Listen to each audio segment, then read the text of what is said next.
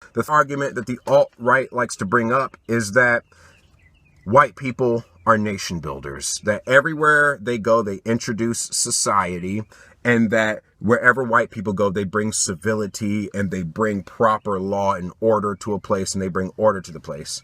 Now, let me give a brief disclaimer before I get into this one here. I am not bashing white people with my answer. I myself am part white. White people make up much of my heritage.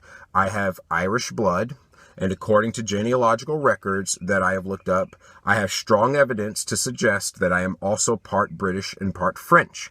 My grandmother taught me from an early age to love cabbage and corned beef.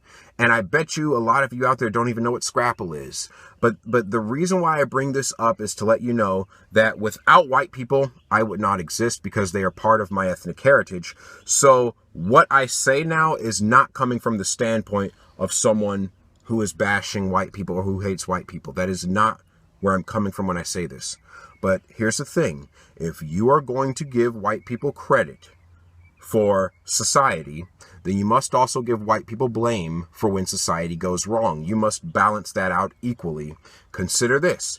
The alt-right will say that the most successful nations are majority white nations. My immediate response is that the Soviet Union was a mostly white nation that was run terribly, that was extremely corrupt, that had all of the socialist ideals that you think minorities are just genetically prone to in this country when they vote Democrat. Well, guess what? The Soviet Union, a majority white nation, embodied all of those principles.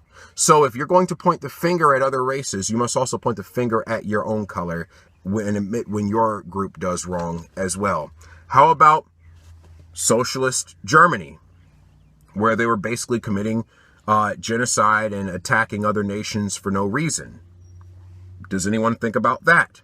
That was a majority white nation that basically went rogue. So this idea that white society is more prone to civilization and civility, that, putting it bluntly, is bullcrap. That is a fiction. That is a myth. The Chernobyl disaster, when Dyatlov made the poor decision to test the nuclear reactor without going through the proper steps and preparations, I'm sure there wasn't an Asian or a Native American or a black person or a Middle Eastern or any kind of minority in the room when those white men basically trashed the environment for several decades, maybe even a couple of centuries with that move. So if you're going to give white people so much credit, you must also give them so much blame for the things that went wrong. Now let's look at American society.